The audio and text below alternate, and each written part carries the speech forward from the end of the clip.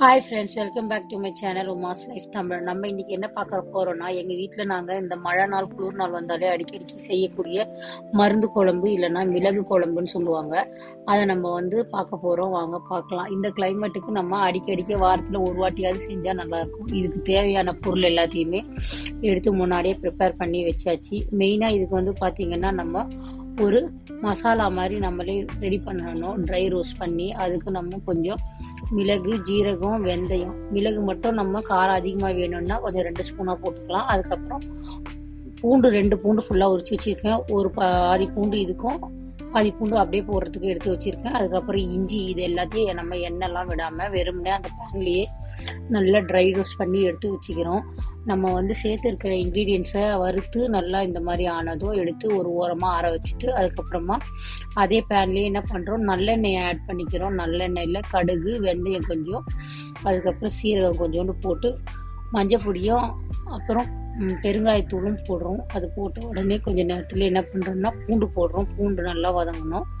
அது கூடயே கருவேப்பிலை ஆட் பண்ண போகிறோம். கருவேப்பிலையை ஆட் பண்ணிவிட்டு அதெல்லாம் பொரியணும். நல்லா வதங்குற வரைக்கும் வெயிட் பண்ணிவிட்டு இதை ஆட் பண்ணுறோம். நம்ம மிளகு சேர்க்கறதால பார்த்திங்கன்னா இது நம்மளோட உடம்புக்கு ரொம்ப நல்லது. சளி தொல்லையிலேருந்து ரொம்ப ரிலீஃப் தரும். நமக்கு சளி, ஜலதோஷம் எல்லாமே குறையும்.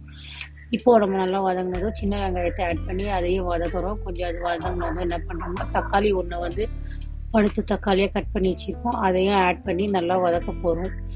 இந்த மசாலா நம்ம அரைக்கும் போது நல்லா குறப்பாக அரைச்சிக்கணும். இப்போ அதுக்கு தேவையான அளவு கல்லுப்பு அதில் போட்டு ஆட் பண்ணிவிட்டு இப்போ ஒரு ஜாரில் போட்டு இந்த மசாலாவை நம்ம குறப்பாக அரைச்சிக்கணும்.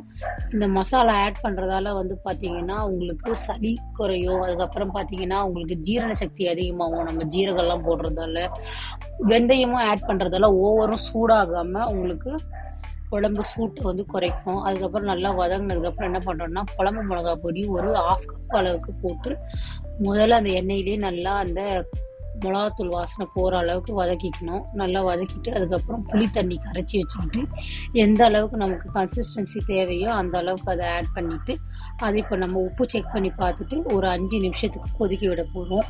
இந்த குழம்பு பார்த்திங்கன்னா உங்களுக்கு இம்யூனிட்டி பூஸ்ட் பண்ணும். நோய் எதிர்ப்பு சக்தியை அதிகமாக்கும். அப்புறம் நம்ம பார்த்திங்கன்னா மிளகு என்ன பண்ணணும்னா உங்களுக்கு ரத்த ஓட்டம் சீராகிறதுக்கு, அப்புறம் உங்கள் மெட்டபாலிசமை இம்ப்ரூவ் பண்ணுறதுக்கு உதவும். இப்போ நல்லா ஓரளவுக்கு வந்ததும் குழம்பு நல்லா கொதித்து 5 நிமிஷம் முடிஞ்சதும் இப்போ நம்ம அரைச்சி வச்சுருக்க பொடியை எடுத்து இதில் ஆட் பண்ணுறோம். நல்லா ஆட் பண்ணி அதுக்கப்புறம் ஒரு 2 நிமிஷம் அதை கொதிக்க விட போகிறோம்.